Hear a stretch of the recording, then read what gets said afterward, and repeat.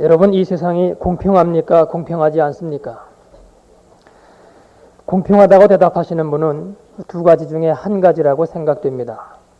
뭘 모르시거나 아니면 뭘 아시거나. 선문답처럼 되어버렸습니다마는 보이는 이 세상은 결코 공평치 않습니다.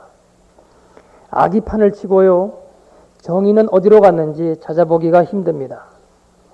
못된 자들이 더 힘을 얻고 선한 사람들은 오히려 힘을 잃습니다. 그래서 사람들은 믿는 우리들에게 반문합니다. 하나님이 계시면 이럴 수가 있느냐고, 도대체 하나님이 어디 계시냐고. 세상은 확실히 불공평합니다. 그런데요, 세상은 확실히 불공평하지만 이 사실과 관계없이 우리들 자신에게도 공평한 것을 불공평하게 볼 수 있는 요소가 있습니다. 우리가 이 세상이 공평치 않다고 할 때에 우리가 갖는 공평의 개념은 대개 산술적인 개념입니다. 그래서 산술적으로 똑같은 결과가 나타나야 공평하다는 것입니다. 그러나 이 생각 자체가 맞지 않습니다. 똑같은 결과가 나타나야 공평한 것이라는 이 전제 자체가 이미 공평성을 잃고 있다는 말입니다. 왜냐하면 그 결과가 나오기 위해서 들여지는 노력이 각자 다르기 때문입니다.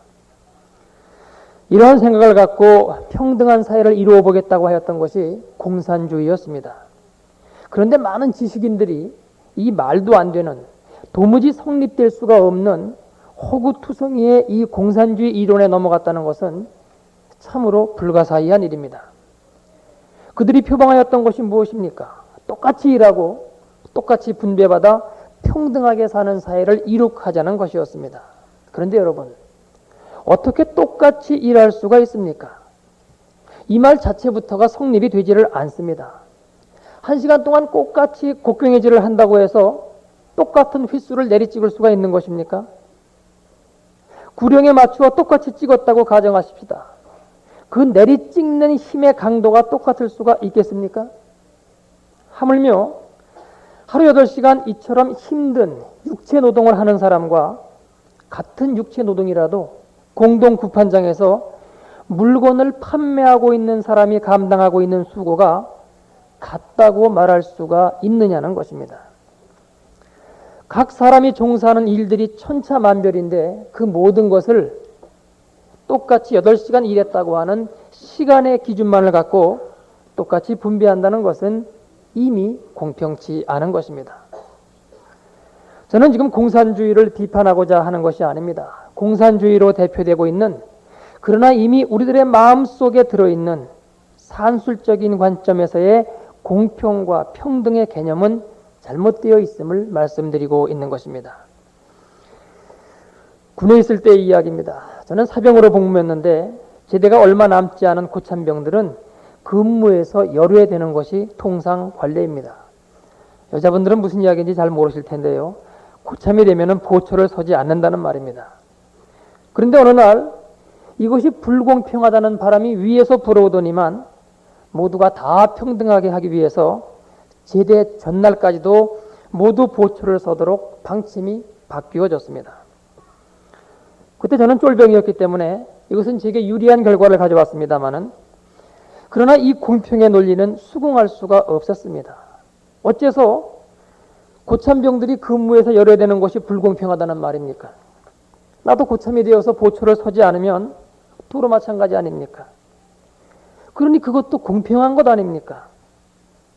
제대 전날까지 다 함께 보초를 서도 공평한 것이요, 고참이 되면 보초를 서지 않는다 하더라도 계속 그렇게 한다면 그것도 역시 공평한 것입니다.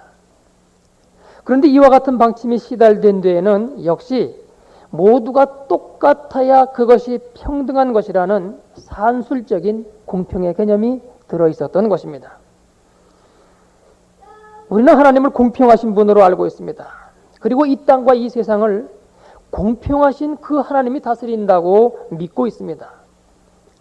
그런데 우리 눈에 비치는 이 세상은 너무나 불공평합니다. 그러면 하나님이 거짓말장이십니까? 이 세상이 하나님의 주권을 벗어나서 움직이고 있는 것입니까? 아니면 이 세상이 불공평하다고 바라보는 우리의 눈이 잘못되어 있는 것입니까? 더 근본적으로는 이처럼 세상이 불공평한 것이 우리하고는 아무런 관련이 없는 것입니까? 우리는 언필칭 이 세상이 불공평하다고 말합니다. 그래서 세상이 불공평하기 때문에 그래서 우리가 피해를 입고 있다고 세상을 탓하고 원망합니다. 그러면 이 세상을 불공평하게 만들고 있는 것은 누구입니까? 사람들입니다. 자연은 공평합니다. 그러나 사람들이 세상을 불공평하게 만듭니다. 그러면 어떤 사람들입니까? 그들입니까? 나는 아닙니까? 모든 인간에게는 고민이 있습니다. 그것은 평등해지고자 하는 고민입니다. 남들만 못하면 자존심 상하고 기분 나쁘기 때문에 어떻게 해서든지 남에게 뒤떨어지면 안 됩니다. 그래서 먹는 것, 입는 것, 쓰는 것, 자녀들 학원 보내는 것, 여름철에 휴가 가는 것, 심지어 어떤 백화점을 가야 하느냐 하는 것까지도 다른 사람들에게 뒤지지 않으려고 합니다. 그래서 다른 사람들과 같은 레벨에 올라감으로써 그 마음의 평안을 갖고자 하는 욕망이 모든 인간에게 있습니다. 그런데요, 인간이란 참으로 묘한 존재여서 이 평등함만 갖고는 만족하지 못하는 것이 또한 인간입니다. 그래서 인간에게는 남들과 같아지기를 원하는 마음이 있는 동시에 반대로 남들보다 특별해지고자 하는 욕망 또한 동시에 있습니다. 그래서 남들보다 내가 좀 더 나아야 합니다. 우월해야 합니다. 특수해야 합니다. 그래야 비로소 만족합니다. 남에게 없는 것을 갖고 있어야 기쁘고 남이 모르고 있는 것을 알고 있어야 행복하고 남보다 더 나은 처지에 있어야 그때 비로소 만족해 된다는 말입니다. 남만 못할 때에는 세상이 불공평하다고 언짢아 하면서 일단 같아지고 나면 남들보다 더 특수해지고자 하는 이 인간의 마음, 이 세상이 불공평해지는 그 근본적인 요인, 그 주범은 바로 이것입니다. 그러면 여러분에게는 이러한 마음이 없습니까? 연희 때는 이 불공평한 세상을 탓하며 그래서 자신은 항상 세상의 피해자인 양 공평한 세상이 되어야 한다고 외쳐대지만 그러는 여러분에게는 다른 사람들보다 더 특수해지고 싶은 마음이 없느냐 하는 말입니다. 이 세상이 불공평할 수밖에 없는 그 직접적이며 근본적인 원인은 세상 자체에 있는 것이 아니라 바로 우리들 자신에게 있습니다. 똑같은 상황에서 만족하려고 하지 않고 자신만은 특별해지고 싶은 마음, 바로 이것이 세상을 불공평하게 만들고 또한 동시에 그 사람 자신도 불행하게 만듭니다.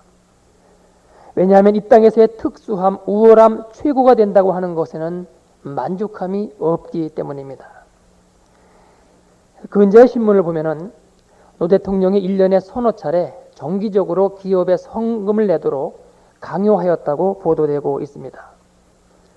여러분의 생각으로는 1,000억은 그만두고 100억, 아니 10억만 있더라도 족할 텐데 웬 5천억씩이나 이렇게 생각하는 분이 분명 있을 것입니다. 미안합니다만 실제로 그 상황에 처하면 5천억으로도 만족하지 못하는 것이 인간입니다. 그래서 거기에도 불평과 불만이 있습니다. 그래서 남들만 불공평하게 만드는 것이 아니라 자기 자신까지도 그 불공평 속으로 끌려 들어갑니다. 여러분, 무엇이 공평한 삶입니까? 어떻게 해야 모든 사람이 만족할 수 있는 공평함을 이 땅에 이룰 수가 있습니까? 인간적인 차원에서의 평등 계산법으로는 이것은 불가능합니다. 왜냐하면 그 평등 계산법의 기준이 그 처한 입장에 따라 제각기 다르기 때문입니다. 또 막상 모든 사람이 이제는 공평하다고 합의되었을지라도 거기서 또다시 남보다 더 특수해지려고 하는 사람이 나타날 수밖에 없기 때문에 인간 공평의 문제는 끝없이 이어질 수밖에 없습니다.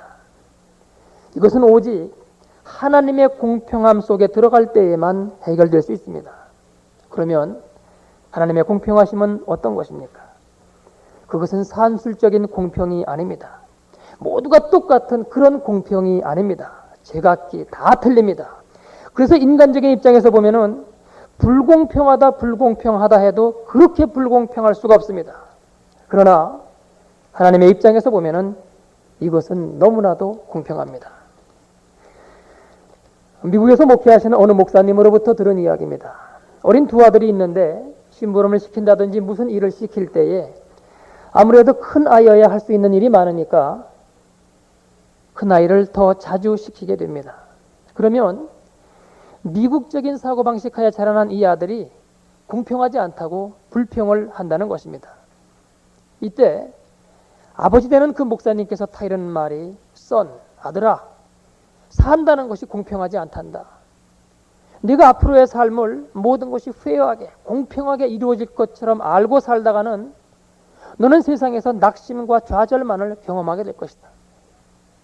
그러나 한 가지 분명한 것은 하나님이 공평하신 것처럼 아빠는 네가 감당할 만한 것만을 시키며 또 동생에 대하여도 동생이 지금 감당할 만한 것만을 기대하다가 나중에 동생이 너만큼 크면은 그때는 내가 지금 너에게 기대하고 있는 것만큼 또한 동생에게도 기대하게 될 것이다.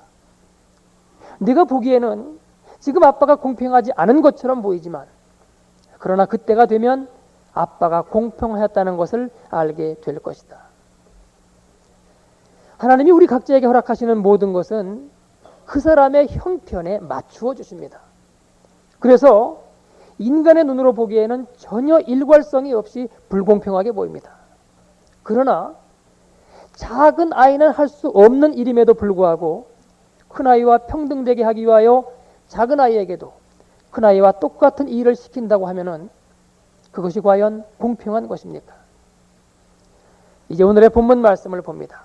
오늘의 본문은 이스라엘 백성들이 출애굽하여 광야에서 먹을 것이 없을 때에 하나님께서 메추라기와 만나를 내려주심으로써 그들을 먹여 살리신 것에 관한 기록입니다. 그런데 여러분, 이 본문 가운데 한 가지 이상한 점이 보이지 않습니까? 16절을 보면은 만나를 취함에 있어서 하나님은 말씀하시기를 한 사람 앞에 한 오멜씩 취하라고 하셨습니다. 오멜은 계량의 단위로 대략 한 대가 좀 넘습니다.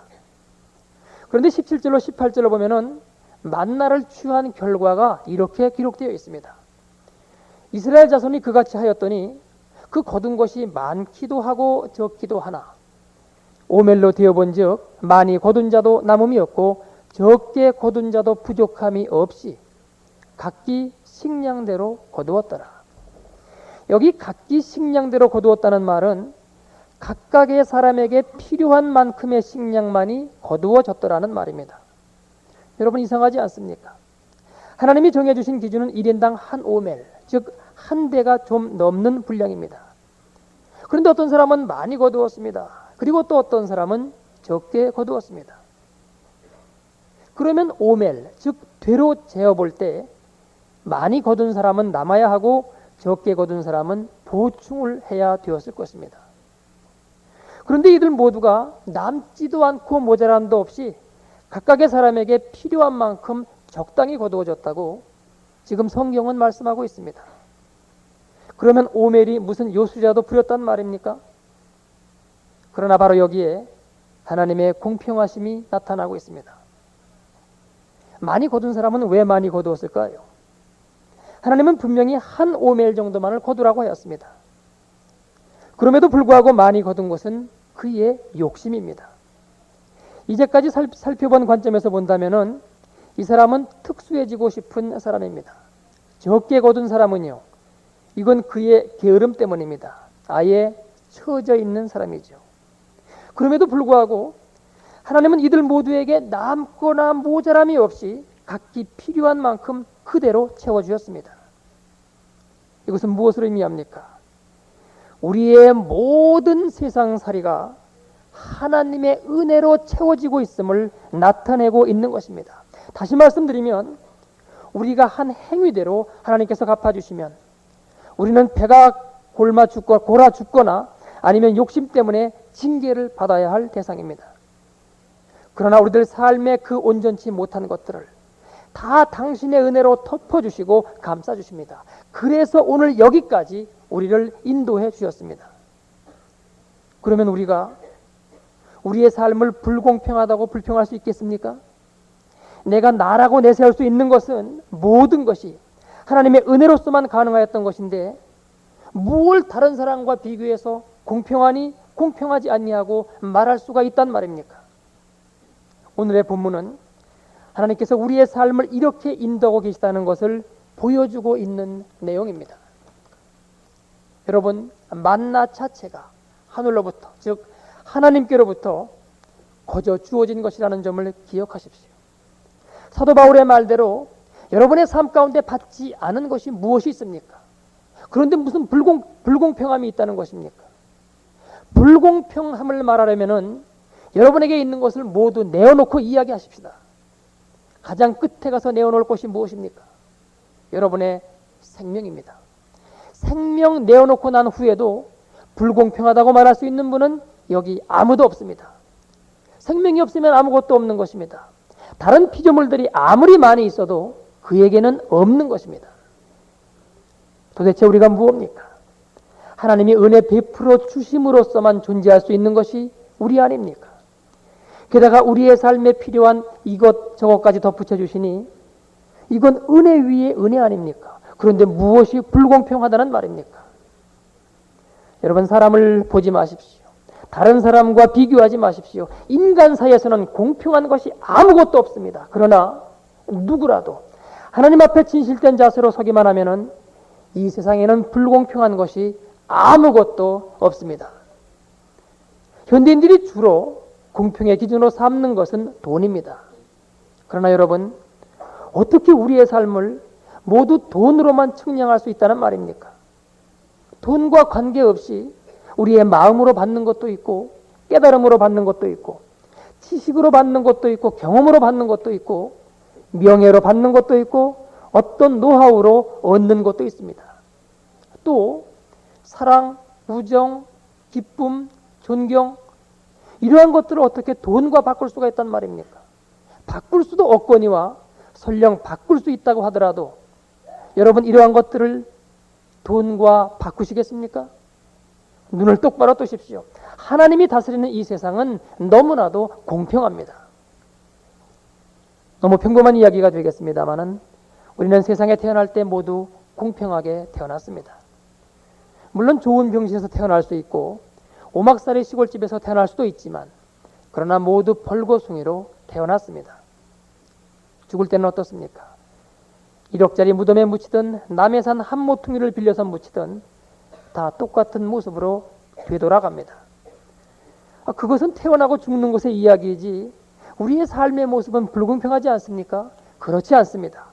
물론 여기에도 부유한 사람도 있고 가난한 사람도 있고 세도가도 있고 억눌리는 자도 있습니다. 그러나 여러분, 이러한 것에 신경 쓰지 마십시오.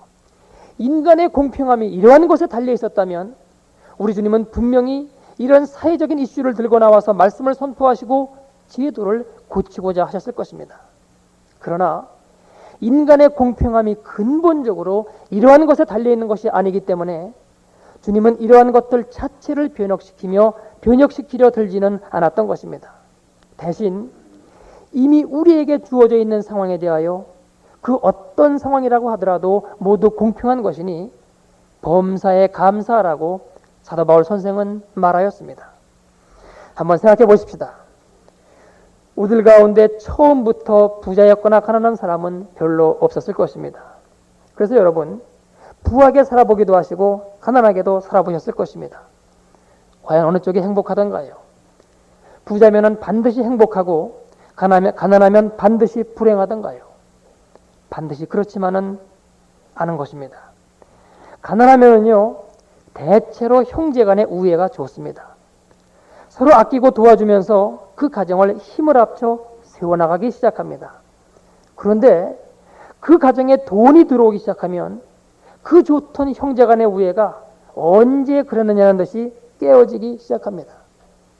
여러분은 어느 쪽을 원하십니까? 어느 쪽이 더 행복하다고 생각되십니까? 행복은 결코 어떤 외적인 조건에 달려있지 않습니다. 또 가난한 사람들은요, 대체로 소화 기능이 좋습니다. 먹어도 배가 고픕니다. 입맛도 계절에 전혀 관계없습니다. 없어서 못 먹고 앉아서 못 먹지, 소화 기능이 좋지 않아서 못 먹는다, 이런 경우는 별로 없습니다. 반면 부한 사람은요, 맛있는 음식을 옆에 놓고도 못 먹는 경우가 많습니다. 먹을 것은 많은데 소화 기능이 좋지 않은 것입니다. 여러분, 어느 쪽이 더 행복하다고 생각되십니까? 이 세상은 공평합니다. 절대적으로 공평합니다. 하나님이 다스리고 계시기 때문입니다. 그분이 공평한 분이시기 때문입니다. 그러므로 우리는 하나님의 공평하심을, 그리고 우리의 삶이 공평함을 전적으로 받아들여야 합니다. 그래야 우리의 삶이 기쁩니다. 즐겁습니다. 스트레스를 받지 않습니다. 인간 공평의 문제는 이처럼 하나님과의 절대적인 관계에서만이 해결받을 수 있습니다. 우리의 모든 것을 그분이 주셨고 지금도 내 삶을 간섭하고 계심을 믿을 때에만이 이 문제는 해결받을 수가 있는 것입니다. 11월은 감사의 달입니다. 그러나 이제 우리는 어떤 특별한 일에만 감사하려고 하지 맙시다. 내게 주신 하나님의 공평하심에 감사하고, 불공평한 듯이 보이면서도 사실은 이 세상을 공평하게 다스리고 계시는 그분의 손길에 감사하고, 그래서 하나님의 공의가 이 땅에서 이루어지는 것에 대하여 감사하십시다. 마지막으로 미국 남북전쟁 당시에 부상을 당하고 고향에 돌아온 무명의 한 군인이 지은 시를 소개하므로 오늘의 말씀을 마치고자 합니다. 나는 세상에 나가서 큰 일을 하려고 하나님께 능력을 달라고 기도했는데, 그러나 하나님은 나를 약하게 하셨습니다. 겸손하게 순종하는 것을 배우게 하기 위해서. 나는 하나님 앞에 나가 훌륭한 일을 하려 하여 하나님께 건강 달라고 기도했는데, 그분은 나를 이처럼 부상을 당하게 하셨습니다. 더 훌륭한 일을 하게끔 하기 위해서. 나는 행복한 삶을 살 수 있게끔 부유함을 달라고 기도했는데, 그분은 나를 가난하게 하셨습니다. 나를 지혜롭게 하기 위해서. 나는 다른 사람들의 존경과 공경을 받기 위하여 권세를 달라고 기도했는데, 하나님은 나를 보잘것없는 자로 버려두셨습니다. 내게 진정 필요한 것이 무엇인가를 깨닫게 하기 위해서. 나는 삶을 즐길 수 있도록 내가 원하는 모든 것을 달라고 기도했는데, 하나님은 이러한 것들을 주지 않으셨습니다. 정말 인생의 참 즐거움이 어디에 있는가를 깨닫게 하기 위해서. 나는 내가 기도한 것 아무것도 받은 것이 없습니다. 그러나 내가 소망했던 것을 다 주셨습니다. 여러분, 하나님은 공평하십니다. 온 마음속에 이 세상의 불공평으로 인하여 울분과 분노와 상함이 있는 분이 계십니까? 감사함으로 공평하신 하나님께 맡겨보십시오. 그분이 해결해 주실 것입니다. 이 세상은 하나님이 살아계신 한 절대적으로 공평하게 모든 일이 진행됩니다. 불공평 속에 공평을 볼 수 있는 눈이 여러분에게 있어지기를 바랍니다. 기도드리겠습니다. 공평하신 아버지, 우리에게 오늘의 말씀을 통하여 하나님이 다스리는 이 세상이 공평한 것임을 알게 하시니 감사를 드립니다. 육신의 눈으로 보기에는 공평하지 않은 것처럼 보이지만, 하나님이 살아계시고 이 땅과 이 세상을 공평하신 하나님이 다스리고 계시기에 우리는 이 땅의 모든 일이 하나님의 섭리 아래 공평하게 이루어짐을 믿습니다. 우리에게 하나님의 손길과 하나님의 섭리를 볼 수 있는 영안을 더욱더 열어주시옵소서. 그래야 하나님의 공의를 만방에 전파하는 저희가 되도록 인도하여 주옵소서. 공평하신 하나님의 계심과 그리고 그 하나님께서 이 사실을 알게끔 하시고 믿음으로 나아갈 수 있도록 인도해 주심을 감사드리옵고, 이 모든 말씀 예수 그리스도의 이름으로 간절히 기도드리옵나이다.